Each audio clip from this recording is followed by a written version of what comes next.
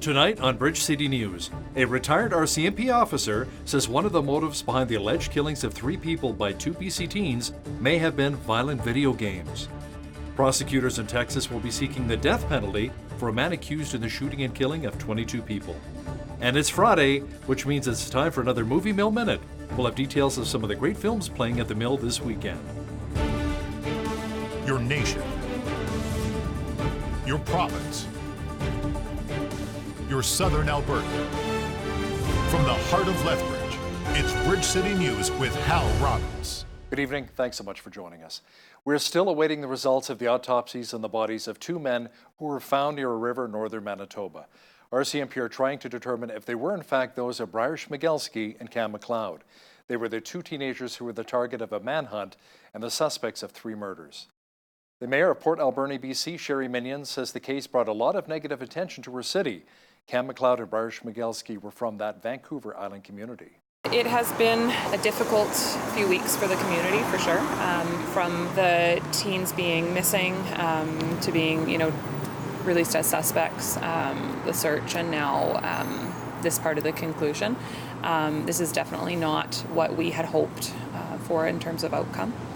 A lot of people in the community have struggled with kind of how to handle the news. And just, a lot of concern about the families locally, the families of the victims, and what people across the country have gone through over the last few weeks. As a community, we are very proud to live here. We're working very hard to make it a place more people will choose to live. And so this is not certainly what we want to, be being recognized for.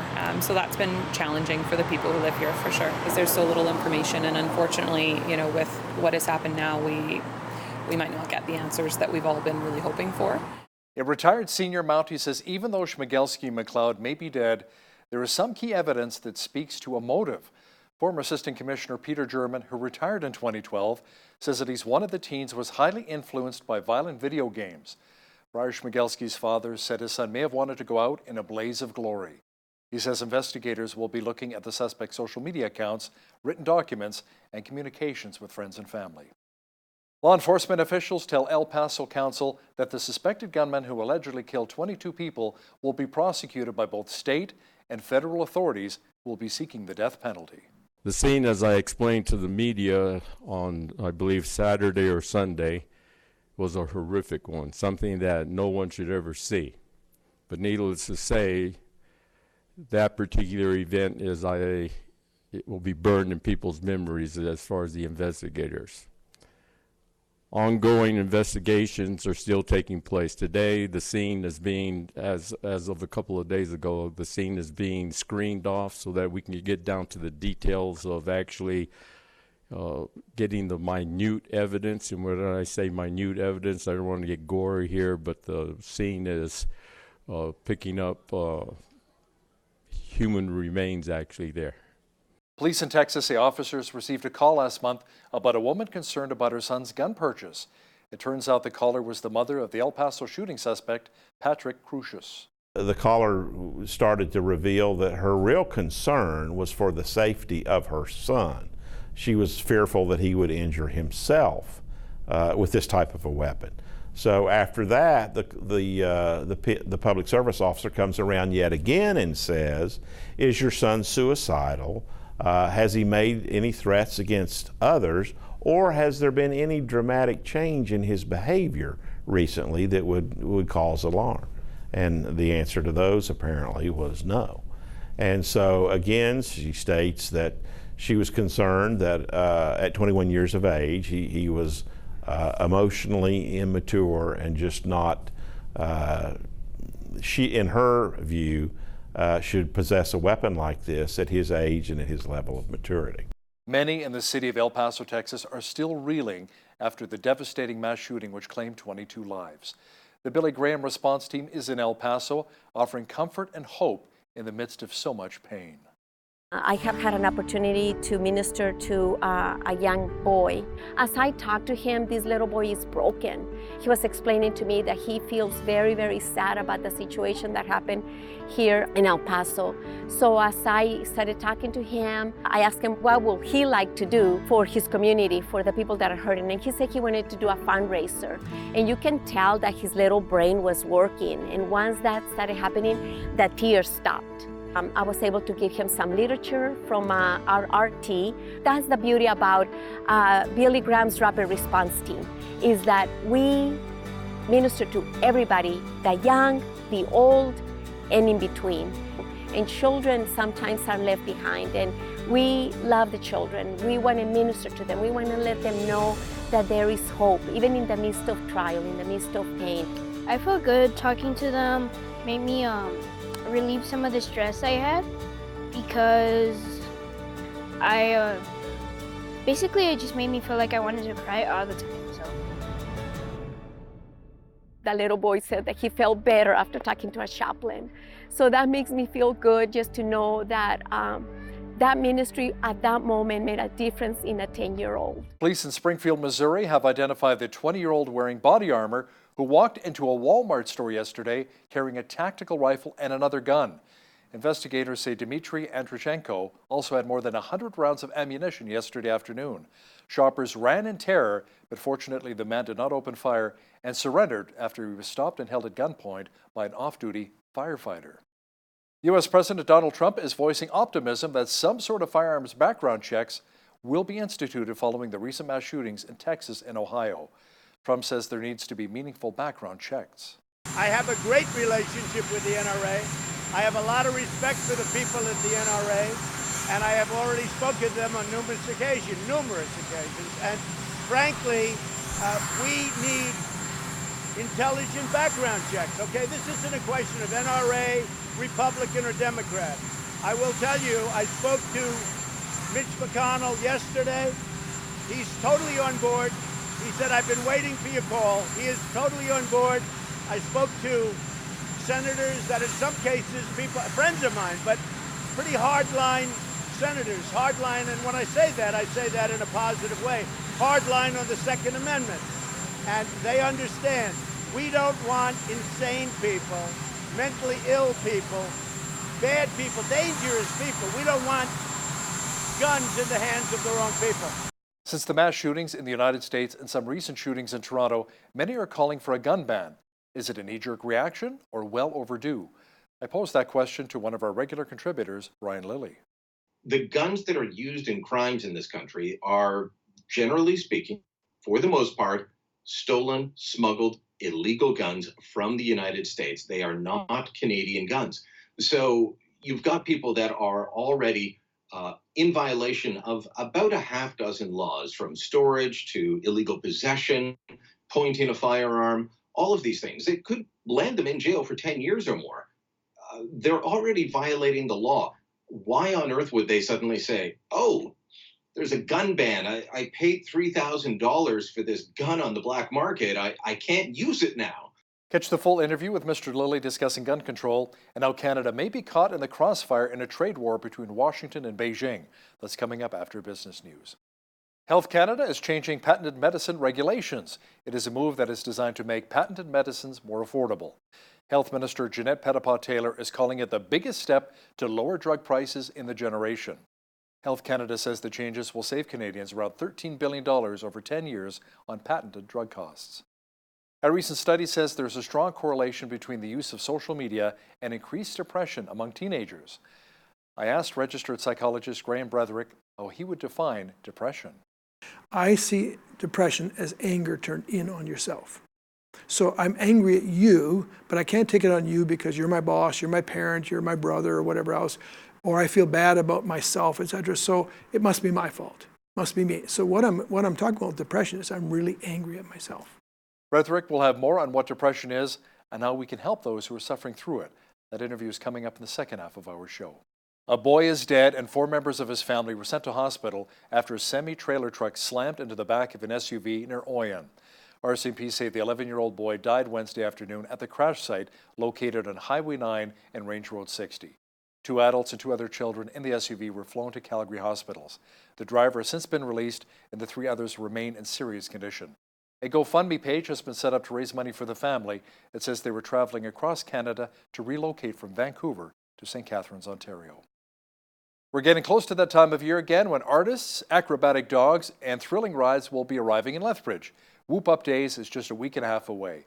We caught up with Exhibition Park's Mike Workington to find out what's in store for Lethbridge this year.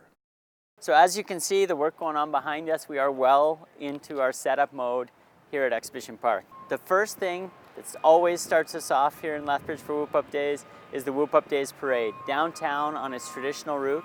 The big change this year, though, is that we're asking everybody to wear their Green Shirt Day shirts. We're trying to make the entire thing green in support of the Logan Boulay effect. The Boulay family is going to be our honorary parade marshal. They've given us special approval to wear our green shirts that day, so we do encourage everybody to come out, wear green. Next, coming to the site, West Coast Amusements is back this year with 3 brand new exciting rides that are new to Whoop Up Days, have never been here before. And then the biggest change that's happening on the site in terms of what people can expect and be entertained with is the Stage X Music Festival. The headliners, Corb Lund, Sam Roberts Band, Walk Off the Earth, Arkells, and Lil Jon. Whoop Up Days runs from August 20th through the 24th and kicks off with a parade. Watch for Bridge City News. We will be at the parade once again this year. Soggy conditions have prompted organizers to cancel the 2019 Edmonton Air Show. The event was scheduled for August 17th and 18th at the Villeneuve Airport, located west of the city. Officials say they were worried about the safety of people parking in wet, muddy fields and that emergency vehicles would have a tough time if they needed to get to the airshow site. Ticket holders are being told they can either receive a refund or keep their tickets for next year. Electronic bikes, or e-bikes, we see them quite a bit these days. They're environmentally friendly and they're fun to ride on, but they can also be very dangerous. The city of Atlanta, Georgia recently put a curfew on electronic scooters because of 3 people who have died on them in the past few months. All 3 riders were killed at night, so the city has asked e-scooter vendors to disable the devices between 9 p.m. and 4 a.m.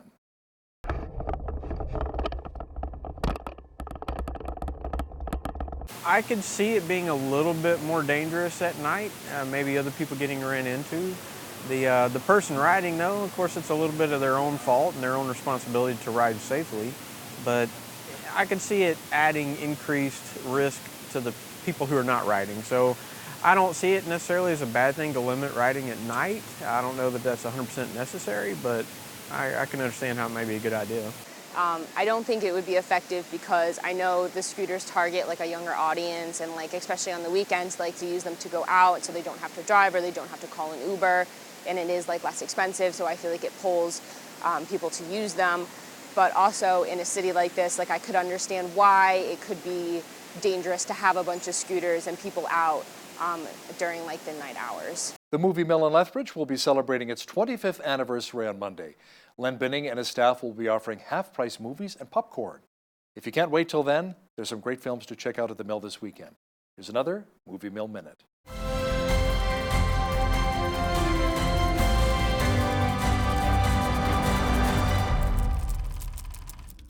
The Secret Life of Pets 2. Max the Terrier needs to cope with some major life changes when his owner gets married and has a baby. While the family takes a trip to the countryside, nervous Max has numerous run-ins with hostile creatures. Luckily for Max, he soon catches a break when he meets a gruff farm dog who tries to help the lovable pooch overcome his fears. This is home base to all units. The package has left the building. Does anyone have eyes on him? I don't see him. Woo-hoo! Attention! This is Captain Snowball. We need backup. Buckle up, everyone. Aladdin. Aladdin is a poor street urchin who meets Princess Jasmine, the beautiful daughter of the King of Agrabah. Aladdin stumbles upon a magic oil lamp that unleashes a powerful, wise-cracking genie. As Aladdin and the genie become friends, they must soon embark on a dangerous mission to stop the evil sorcerer Jafar from overthrowing Jasmine's kingdom. You look like a prince on the outside, but I didn't change anything on the inside. Showtime. No, I'm in charge, okay? I say when it's time. Really? Should be a great time to take in a movie this weekend. Rain is in the forecast. Complete weather details are coming up. A cloudy day today with some isolated showers. Tonight, more rain is in the forecast with a low near 13. Tomorrow, good chance of showers and a high of only 16. Rain at 18 is expected on Sunday. Monday, cloud showers and a high near 21. Clearing on Tuesday with the mercury climbing to 24. Clouds mixed with sunshine and a high of 23 for both Wednesday and Thursday. Looking at the almanac, the average high for this time of year is 26 and an average low of 11. The highest temperature on this date was recorded in 2000 at 37 degrees, and the record low was 3 in 2001. Sunrise was at 6:13, sunset at 9:01. Looking at tomorrow's national forecast now, expect rain at 19 for both Victoria and Vancouver. A good chance of showers and 14 for Calgary on Saturday. A mixture of sun and cloud and 17 for Edmonton. A chance of rain and 21 for Regina. Cloudy and 21 degrees as well for Saskatoon. A chance of thunder showers and 26 for Winnipeg tomorrow. Partly cloudy and 26 for Toronto. Expect light rain at 23 degrees in Ottawa. Showers and 22 for Montreal tomorrow. In the Maritimes, Fredericton, New Brunswick had a severe thunderstorm watch today. Tomorrow, more rain and a high near 22. Showers and 24 for Halifax, Nova Scotia. Thunder showers at 24 degrees as well for Charlottetown, PEI. And in St. John's, Newfoundland, expect an overcast day and a high near 24 degrees. An American bank is letting some Canadian consumers off the hook for credit card debt as it exits the market. Chase Bank said is forgiving all outstanding debt owned by users of 2 of the Canadian credit cards. Chase folded all Amazon and Marriott Visa accounts last year. The company also completely cut its loan losses. Chase's users with outstanding balances as of June will no longer see red on their statements. The unemployment rate for July remained near historic lows even after edging up to 5.7% from 5.5% in June. That is as the economy lost 24,200 jobs last month. But Stats Canada reports wage growth accelerated by 4.5% in July to its fastest clip since January of 2009. Alberta led the way in declines, followed by Nova Scotia and New Brunswick. Quebec and PEI added jobs. As for the numbers in Lethbridge and Medicine Hat area, they made a jump. The jobless rate in the region was 6.4% last month, which is up from 6.2% in June of 2019. Trevor Lewington with Economic Development Lethbridge explains why. The unemployment rate is driven primarily by the fact that there were 500 more unemployed people looking for work. So that drove the percentage for the unemployment rate up. But what it doesn't tell you is that there were actually more than 2,100 more new jobs in the economy. So there were more 2,000 jobs created last month, but that's not reflected in that number because at the same time there were more than 500 people looking for work. No surprise this time of year, of course, that agriculture is driving a lot of that seasonal hiring. Construction was actually up in July. So between agriculture and construction, those are the 2 biggest drivers for job creation in July. Canada Mortgage and Housing Corporation says its annual pace of new home construction was down 9.6% last month over June. The decline was just over 222,000 starts, which was smaller than the 203,500 starts that economists had expected. The Federal Housing Agency also says its 6-month trend rose just over 3,000 units to 208,970. CMHC says multiple unit housing starts in urban areas fell by 12%, while single detached urban starts were down 4.6%. As we mentioned on BCN, Calgary City Council gave the go-ahead to build a new entertainment complex in the Stampede City. The total cost of the project, to be split between the city and the Flames ownership, will be around $550 million. Construction is slated to begin in 2021. The city estimates the venture will return just over $400 million to the people of Calgary over the deal's 35-year life term. Now, University of Calgary Associate Economics professor disagrees with that number. Trevor Tomby says the number is wrong. He says the return cited by the City of Calgary represents projects' undiscounted total cash flow and does not take into account the impact of inflation, such as ticket revenue.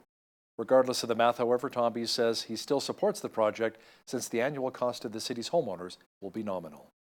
The Canola Council of Canada says very little has changed in regards to canola exports to China. Richardson and Viterra have not been able to do any business with the Asian nation since March, when China suspended their export licenses. Small amounts of canola seed has been moved by other companies, however.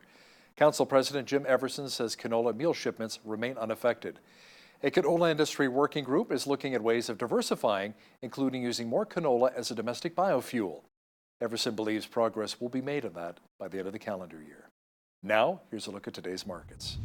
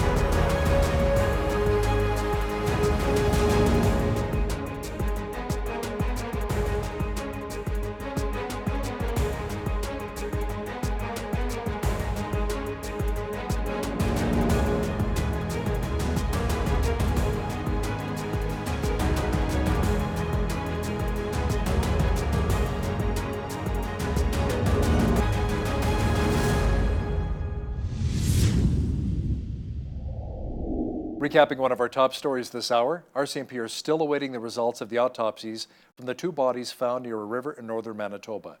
They do believe they are the remains of Brian Schmigelski and Cam McLeod, the two BC teens who were wanted in connection with the killing of a BC professor. They were also suspects in the murders of an Australian tourist and his American girlfriend. Federal Conservative leader Andrew Scheer has laid out his platform on health funding. One of our regular contributors, Brian Lilly, will explain what that means for you next. But first, here's a look what's happening in and around your community. Here's your Bridge City News Community Calendar. Come celebrate the Lethbridge Public Library's Big Birthday Bash, taking place August 17th, beginning at 11 a.m. at the main branch and the Crossings branch. Enjoy a barbecue, live performances, games, and activities for all ages. For details, visit lethlib.ca. Come for an inspirational evening of music performed by two-time GMA Canada Covenant Award nominee Melissa David on Saturday, August 17th at 10 a.m. at Joyful House of Prayer, and on Sunday, August 18th at 10:30 a.m. at the Lethbridge Christian Tabernacle. For more information, visit healingmelodies.ca. Big Brothers Big Sisters in Lethbridge is searching for volunteers to mentor children and youth in their various programs. Volunteers commit anywhere from 1 hour a week to 1 full year. They have many kids on their wait list that are looking for a big brother or sister. Make a difference in a child's life and start something big. For more information, call 403-328-9355 or email info.leth@bigbrothersbigsisters.ca. And that's your Bridge City News Community Calendar. Many people are still in mourning over the recent shootings in both Dayton, Ohio and El Paso, Texas. Many are also calling for another gun ban. But do they actually work? Joining me now from Toronto is award-winning journalist Brian Lilly. Now, Brian, do gun bans work? What are the underlying issues here?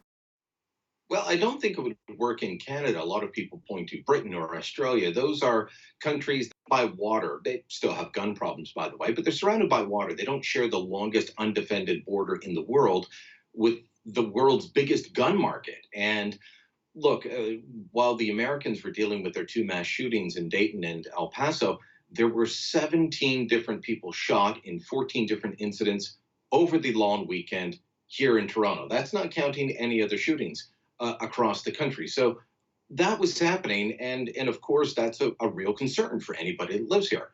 However, the guns that are used in crimes in this country are generally, for the most part, stolen, smuggled, illegal guns from the United States. They are not Canadian guns. So you've got people that are already in violation of about a half dozen laws, from storage to illegal possession, pointing a firearm, all of these things. It could land them in jail for 10 years or more. They're already violating the law. Why on earth would they suddenly say, oh, there's a gun ban. I paid $3,000 for this gun on the black market. I can't use it now. They're not going to follow the gun ban. And those people are the problem. Taking the guns away from law-abiding citizens that just go to the range and don't cause trouble will not stop the shootings in places like Toronto, Edmonton, Vancouver, Halifax, or anywhere else. You know what's something really interesting as a Canadian, when I see some of my American friends down in the States open carry, they've got their guns and they're walking into Walmart for some ammo, you know, a sidearm. It blows my mind when I see that as a Canadian, right? And we have very strict gun laws in this country. So automatic rifles are banned. You have to register your handguns. Handgun registration still exists. It exists for restricted rifles, like an AR-15. You have to pass background checks, a safety course. You're vetted by the RCMP constantly. So we have most of the gun laws that American, gun control advocates call for. We don't need to be adding anything more. Now, the trade war has escalated between Washington and Beijing. Brian, Canada could be caught in the crossfire. Tell me more about that. In many ways, we already have been, but since the arrest of Meng Wanzhou, the the CFO of Huawei. It has been an ongoing attack on Canada by China, but now the two countries are escalating. So the Americans put in place a bunch of tariffs on billions of dollars worth of Chinese goods. The Chinese retaliated by saying, our state-owned enterprises will no longer buy American agricultural produce. That's going to hit American farmers. The Americans declared China a currency manipulator because they started devaluing their currency in response to the American action. So, we're going to get hit. Chinese goods will become cheaper to buy here, which could displace some Canadian manufactured goods. Our goods will be more expensive to export into China, the ones that we can, our canola, soy, pork, and beef are all being effectively blocked. We could end up receiving end of some unwanted attention from the Chinese government, and it's not going to help our industries, our farmers, and it's not going to help the two Michael Spavor and Kovrig get out of jail for what amounts to trumped-up charges. The federal Liberals are looking at revamping EI, but were recently warned off the idea over concerns the changes could hurt them this fall when the federal election rolls around. Yeah, you talk to Stephen Harper or Jean Chrétien about revamping EI and what that can do to you. Both of them basically wiped out in Atlantic Canada, where they rely on EI, an unhealthy amount as far as I'm concerned. But Stephen Harper was the last one to try and say, look, we need to put in some controls on this program to keep it sustainable. And you may have to drive further to go for a job. You can't just look in your own neighborhood. That had the Conservatives, that helped wipe them out in Atlantic Canada in the 2015 election. So the Liberals were looking at some changes. They're trying to figure out what to do about heavy repeat users. They're trying to figure out about sustainability, the kinds of problems that every government, whoever's in charge, is going to have to deal with. It's rather sad that one region of the country that relies heavily on EI is going to stop meaningful change to the program because, well, you need to win some seats down there if you want to be able to form government. Brian, I noticed that our Prime Minister Justin Trudeau was in Newfoundland recently, talking about, hey, let's sweep like we did in 2015. He was also in BC as well. From one coast to the other coast, I'm not talking about his carbon footprint here, but do you think the Liberals are that strong in British Columbia and in Newfoundland? No, I don't. I don't expect them. Look, the Liberals could still win the election. If it were held today, I'd say their best shot would be a minority government. I think at this point, a conservative minority is more likely, but, I haven't written the Liberals off. But look, they swept all 32 seats in Atlantic Canada last time. It's going to be very difficult to repeat that. They went from 2 seats in British Columbia to, I believe, 19, an increase of 17 seats. I don't think they're going back down to 2. But I don't think that they'll keep all the seats that they have now. They're going to lose some in the Okanagan Valley, in the northern British Columbia, the interior. They're going to also have trouble. And so people in those areas are upset at the Liberals over blocking resource development, including pipelines. And then you get into the lower mainland, and they're upset that they bought a pipeline and keep saying that it's going to go through. So he's got trouble on many fronts. And talk to people in the know. They'll tell you this is not a national election we're about to have. It's a series of local and regional races that will be decided on different factors. So we know that the 4 Liberals that were elected in Alberta last time are likely going to all be unemployed in October. I'll be surprised if they keep any of those seats. But across the country, they're going to win in some areas, win more. In other areas, they're going to lose. It's going to be very difficult for them to hold on to what they had in 2015.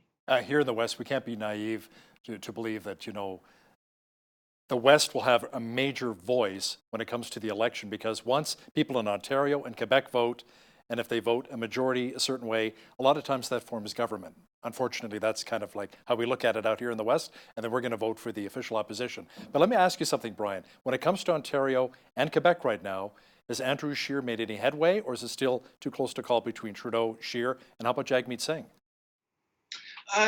The NDP is doing poorly in Quebec. They're doing okay in Ontario from the polls I've been looking at. The Conservatives, I expect them to take several more seats. this time in the federal election in October. They're going to win seats that they didn't last time. They'll take some away from the NDP, some away from the Liberals, perhaps. The Liberals are still the strongest party in Quebec. In Ontario, look, there have been some polls that say the Doug Ford factor has completely depressed Andrew Scheer's ability to win seats. I don't think that's the case. I think that's been overstated. Has the Ford government hurt them to a degree? Absolutely. But Scheer and the Conservatives are still ahead. So, you get out of the downtown core of Toronto, you get into that, well-known and elusive 905 voter. There's a lot of those people that are looking for change in this coming election. And that's really because in so many other parts of the country, Hal, everyone's already decided who they're voting for. The swing areas are the 905 around Toronto and the suburbs around Vancouver. And that's why you're going to see an awful lot of attention paid by all the parties to those regions. Yeah, they're going to be coming, you expect Andrew Scheer to be going through places like Lethbridge and Calgary and Red Deer and Edmonton, but he needs to spend more time in Richmond Hill and Oakville and Oshawa because he knows he's going to win the seats in Alberta. He's got to focus on winning the seats that are up for grabs in Ontario. Brian, the feds have been warned to fight back against populism, that they really need to focus on the majority instead of diversity. Can you explain that? Yeah, so this was from a working group of senior ministers who looked at, how do you push back against populism? And look, populism is a term that is, it can describe parties on the left or the right or the center. It is not just Donald Trump, but this idea that as you watch Brexit, as you watch angry people who feel like their country is fading away in some manner, then they start looking towards a certain type of populism. And so this was about dealing with that issue. And they said, look, constantly talking about diversity, constantly talking about this minority group and that minority group, but not talking about the whole, makes people in the majority feel like, well, don't I count? And they said, you've got to talk about the majority. You've got to talk about, things that unite us rather than breaking everyone down into little groups. I'm not sure that the government's listened to that message. It can be great to talk about diversity, but if all you talk about are small minority groups, then yeah, you are going to alienate an awful lot of people who say, do I have to belong to one of these groups to matter to the government? And no one should question that. Just like people in the minority groups want a shout out, guess what? So does everyone. Everyone wants to feel like they're welcome and that they belong in Canada. I think they've gone too far on the pendulum in favor of diversity. And I think this memo from senior bureaucrats was just kind of a warning shot saying, tone it down a little bit. Yeah, giving the silent majority a voice is pretty important these days. A new book on Justin Trudeau is causing some waves and bringing back the India trip debacle. Tell me more about that.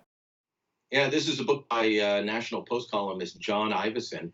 It's one of two Trudeau books coming out just before the election. The other one from a journalist called Aaron Weary. They had an excerpt in the paper the other day, and it talked about that India trip. And Jerry Butts, in an interview that he did when he was still in the Prime Minister's office, he blamed the Indian government.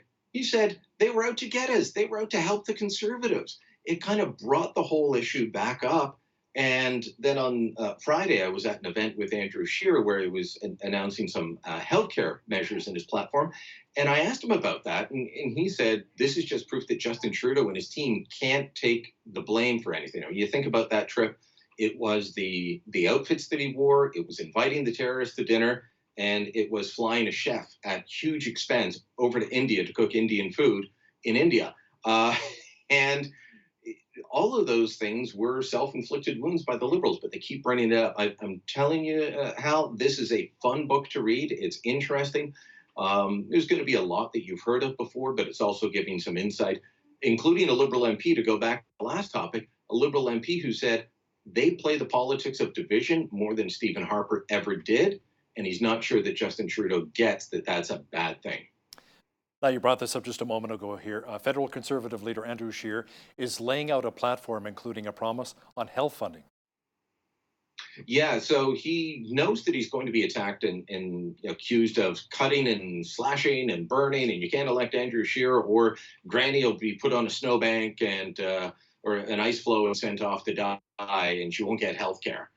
That's going to be the general attack from the Liberals and the NDP regarding the Conservatives. And it happens every election. He knows it. So he came out with his healthcare pledge. And he said that he will pledge to increase transfers for health and social services by a minimum of 3%. Now, the Liberals jumped up and attacked him on that and said, oh, so you're going to cut healthcare because, next year it's going to be 4.1% is what the increase will be. And Scheer said, no, hold on.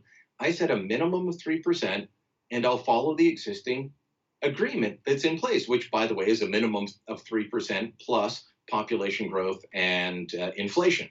So, he's saying, I'm going to stick with what's there. I'm not going to cut healthcare. We'll look for savings elsewhere. And he's still being attacked on it. So it was probably a wise political move on his part. Do you think Canadians are really getting to know the real Andrew Scheer now? Because with Justin Trudeau, a lot of people say, what you see is what you get. He's a very charismatic, good-looking guy, and so forth. Jagmeet Singh, a lot of people say there are similar characteristics. But what about Andrew Scheer? Do Canadians know who he is now, leading up to the October 21st election? Not yet, but I can tell you that they're trying to get him out there more. I just did an interview with him that I'll be rolling parts of it out over the weekend, so you can watch my social media feeds. They're trying to put him out and let people get to know who he is. They're trying to roll out more platform, because one thing I kept hearing was, well, you can't just oppose Trudeau. What are you proposing? And has he done enough? Surprisingly, he's rolled out more of his platform than I was aware of. So this healthcare thing is one angle. I've talked to him extensively about how he would handle foreign affairs, specifically what's going on with China. I think that's important. Talked to him about the issue of gun violence in our cities and said, well, what's your plan? And turns out he'd already released a very detailed plan that includes cracking down on gangs and bail for people involved in gun violence, things like that. So there's more to Andrew Scheer than most Canadians know, and there's more policy out there. So I think he's just got to keep talking and being out in public. When I was chatting with him, he had just flown in from Regina. He had a quick event near the airport in Toronto, and then was getting on another plane to Cape Breton. So he is going all over the place, full speed ahead. When I interviewed Andrew Scheer a couple of Calgary Stampedes ago at a bar stool in the middle of the Midway, he's in Ottawa, but he represents Regina. I said, are you Riders or are you Red Blacks? He says, Hal, you got to bleed green if you're in Regina, representing Regina, right? Absolutely. And now his brother-in-law is the kicker, John Ryan. Oh, there you go. See? One of our regular contributors, Brian Liddy, joining me once again from Toronto. Thanks so much, Brian. Thank you.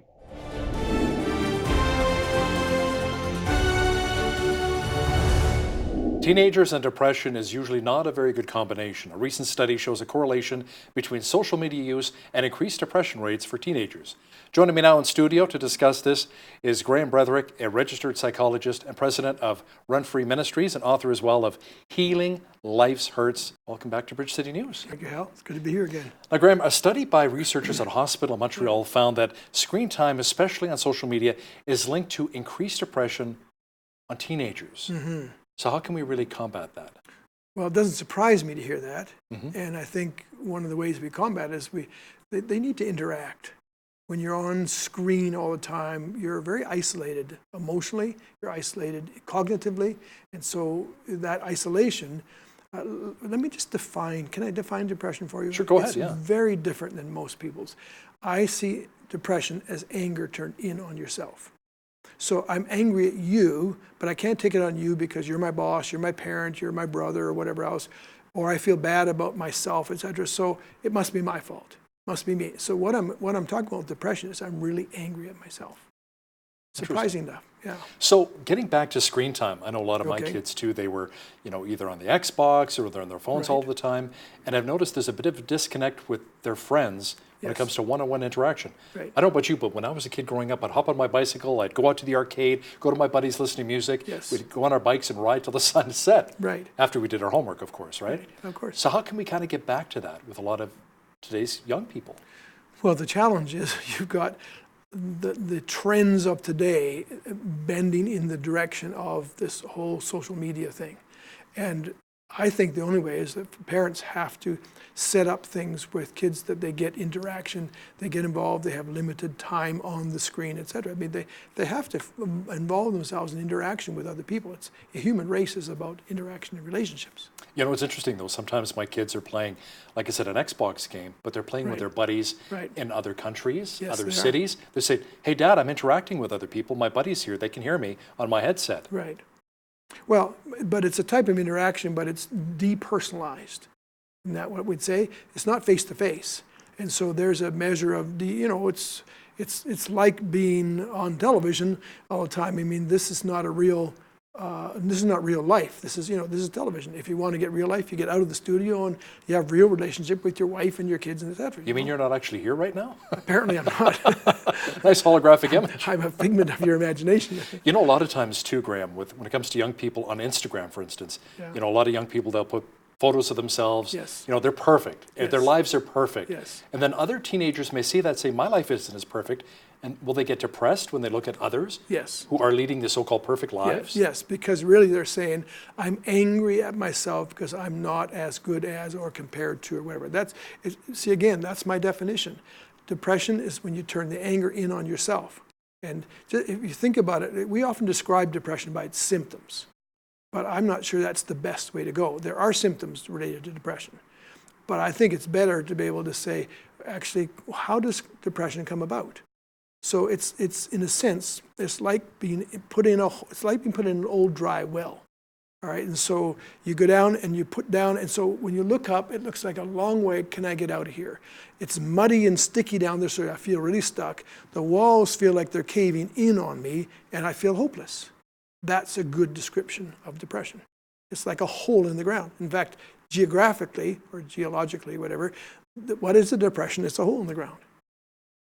So how can we really encourage our kids or our grandchildren not to compare themselves with others who've created maybe this false sense of reality? Well, I mean, they're going to do it anyway. I mean, that's human nature, is to compare. I grew up with a twin brother, and I compared myself to him all the time. And my parents, did you ever stack up? I didn't.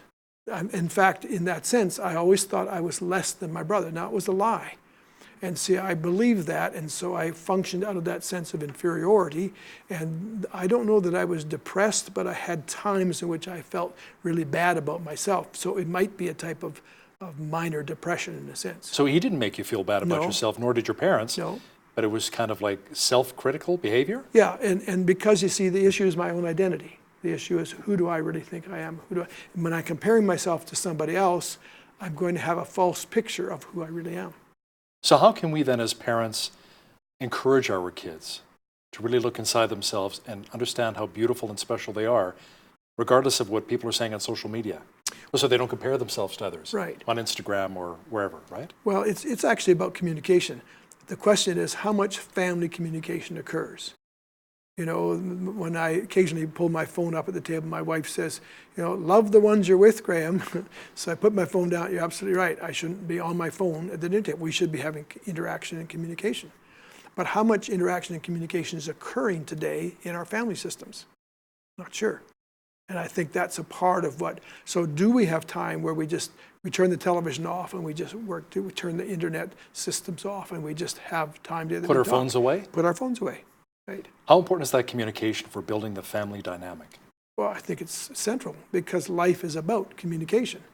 I mean, if I don't communicate, I don't really know who you are.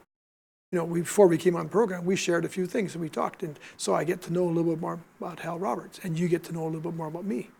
So if we don't communicate, we really don't get anywhere in terms of building a sense of confidence, identity, clarity of who I am and what I'm doing in life and where I'm going. What are some of the symptoms that we should be aware of if we're falling into a state of depression? Certain things we really have to be aware of, not just for ourselves, maybe our spouse and our kids or our grandkids. Well, loneliness would be one of the factors. Withdrawal, hunger, lack of appetite, a sense of hopelessness, in being inward focused. Those would be sort of the typical symptoms of depression. And a lot of that would be dealt with through counseling, through medication, maybe a combination of the two? Well, I'm not a big fan of medication. If we have to use, I can't give medication in it because I'm a psychologist, not a psychiatrist. Right. But I wouldn't recommend it, because basically what happens, if you think about what happens to your brain when you get depressed, you're changing your chemistry. Over time, that's what you do. Start believing lies about yourself. Your emotions are an electrochemical factory within you. And so you start believing lies about yourself and you affect your chemistry. So that's why the medical system primarily says, well, let's treat him with antidepressants, because then it will change your chemistry back again, but it never deals with the root. And so when you don't deal with the root, it's gonna build up and catch up again. So we can take drugs till the cows come home.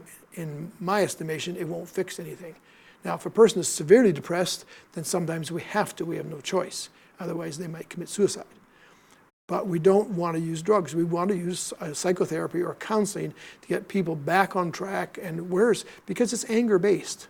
See, that's my premise anyway. It's based on anger. So I'm angry at you because you don't like me, you won't treat me this way, etc. But I can't tell you that because you're bigger than me, you're smarter than me, you're my parent, or you have an authority over me. So it must be my fault. So that's what depression is. I keep turning that anger in on myself. I don't like me. Is that almost addictive as well? I've worked in the media for 31 years now. Yes. And I've worked with many people in the media who can be very self-critical and they're critical of others. Yes. They become very toxic in their nature, but they feed off of it. They love the drama, they love the toxicity, and sometimes you have to distance yourself from people like that. Right. You know, you pray for them, you really hope that they get better, but it's hard, isn't it? Yeah, well, because it becomes your identity. And a lot of times our work becomes our identity, which is better to bring our identity into our work than our work become our identity. How do we make sure we don't bring that home? Well, it's a learned thing. Same thing for me in counseling. How do I not take depressed people that I'm dealing with and then become depressed myself because I'm dealing with all these depressed people? And I simply have to say, this is my work, and this is my home, and I have to divide between the two. Recent stats say that the average Canadian teenager spends between 6 to 7 hours in front of a screen, whether it's the phone, their laptop, whatever the case is. Right. So as parents, how should we monitor that? And should we maybe have them cut down to 2 to 3 hours a day? Or is that too much of a shock to their system? It might be. I think we have to provide another alternative. Part of the issue, I think, from my perspective, is parents are not as involved with their kids as they used to be. And so they're both working, or they're both involved in some kind of extra home issues, et cetera. They're out there. And so their kids are not getting the time of family time that they need for the interaction. That's what I feel. We need to rethink about what we're doing in our homes. And that's one of to me, one of the tragedies. We as parents, we're on our phones. We're on the screen. We're watching television and our shows, et cetera. So our kids are just simply copying us. And that lack of interaction and lack of time together is difficult. I remember this one time I took my family out for dinner, and it was quite funny because my kids were sitting beside each other, texting each other, not talking to each other, but guess who they're talking about? Mom and Dad. Give me your phone. Give me your phone. Right, give me your phone. Is that what you're saying about? Like, what's going on here? What about online bullying? That's a real issue today in today's society, especially in Western culture here. Yeah. So as parents, how can we combat that and really protect our children? Well, bullying is basically anger. Think about it again. You know, if I'm bullying you, I'm an angry individual. I think I can take advantage of you, so I bully you. Now, whether it's online or it's face-to-face, but that's the thing with online. We don't have a lot of understanding of what's going on there. So your daughter or son can be on that and be bullied, and you don't even know what's going on. And that turns into depression, which then sometimes turns into suicide, and we know stories of that. You know what's really sad is a lot of times I spend time on Twitter. Right. I'm in the social media world quite a bit, being in the media here. You are. And a lot of people who are attacking are faceless, nameless people. They'll have an account, and they'll have a picture of a cloud or something, and they're their keyboard warrior. They feel they control and they can attack you. Right. And yet I've got my name on social media and my picture, but they're not. They're faceless and nameless. Right. So why would I take any credence, or why would I put any stock into what they're having to say? But a lot of people do, don't they? Right, right. It's a very popular thing to do. And the thing is, the adolescent group is caught up in that whole thing. And if everyone's doing it, why aren't I doing it? So there's the lack of individual identity, a lack of individual understanding of who I really am. And I get caught up. I mean, teens have always been caught up in that. It's not just in this time. Right. But it becomes more difficult because of the involvement on the internet and it's nameless, faceless, etc. Outside of social media, Graham, what else do you think contributes to depression today? Well, I think a lot of it has to do, as I've been saying again, is that I'm really angry, but I don't know how to deal with it. I don't know how to describe it. If I'm not having interaction, how do I tell someone? How do I tell my dad or my mom, like, this really frustrated me when you did this? So there's no communication skills out there. So then if I can't tell them, where am I going to take that anger? And a lot of happens, it must be my fault. Or I grow and grow in this anger, and then all of a sudden I let it out in a rage. Now, in the news media, the 2 boys recently who committed those murders or potentially committed those murders, they were 2 very angry young men. And 2 very young men, 18 and 19. Yeah, right. Bryce Schmigelski and Cam McLeod. I know. It's amazing. Sad. It is, because there's a whole bunch of anger that was never dealt with, and they took it out in rage form, but and they may have come out of depression. I don't know that. I don't know their story well enough. When I was younger too, I remember, Graham, hearing stories from my friends where their fathers would always put them down. Right. You're a loser. You're never going to amount to very much. It's Sure. your fault. It's your fault. And that can really impact somebody's psyche as well. Totally. As a young man or as a young woman. Right. So how do we make sure, as parents, it never reaches that point? And how do we make sure we always build each other up, especially our children? Well, potentially parents have to come out of their own struggles with who they are and their identity, because you will put somebody down as a reflection of what I feel about myself. Do you feel you're lifting yourself up by putting somebody else down? Yes, they do. It's a false form of trying to elevate yourself. I actually did that myself in my years of inferiority. But how do we do it? We need to communicate. We need to be able to be honest in our interactions, our communication. We need to have time together, shut the TV off, playing games, for example, or go out and like board games. hiking, or board games, or go out and go for a hike, for a walk, go camping, do things that take you outside of the environment of just the electronic media. Do you think depression is really the opposite of hope? In one sense, yes. Because when we're depressed, I don't have, one of the symptoms of depression is I don't have much hope. So clearly we want to bring people who are depressed, I have to get rid of their anger first. In therapy, that's what I do. I work their anger out, but then I also project them in the direction of hope for themselves for the future. How about if somebody has a specific purpose in life and maybe a goal to try and achieve? That helps. Do you think that'll help too? It helps a lot, yeah. In what way? Can you explain that? Well, because I'm building myself towards something, and I'm not feeling bad about myself. Like, if I don't have a place to put my energy and my time, etc., I'm going to be very self-focused. If I'm self-focused, I'm in danger of being depressed. How about the influences surrounding ourselves with a good support group, and we have to maybe choose our friends a little more carefully? What are your thoughts on those? Well, one of the advantages of church, quite frankly, is it's an interacting place, potentially. Now, it doesn't necessarily have to. You could go to a church and come and leave and never talk to anybody. That's the potential. But it's designed as a place. So community, whether it's community centers, whether it's hockey or sports, etc., we need interaction. We're not designed for being able to look at a screen the whole time. But let's look at this book once again here. Graham Bretherick, registered psychologist, president of Run Free Ministries, and author of Healing Life's Hurts. Thanks a lot for joining me on Bridge City News. You're welcome. Thanks, Hal. On behalf of all of us here at BCN, I'm Hal Roberts. God bless, take care, and have a great night.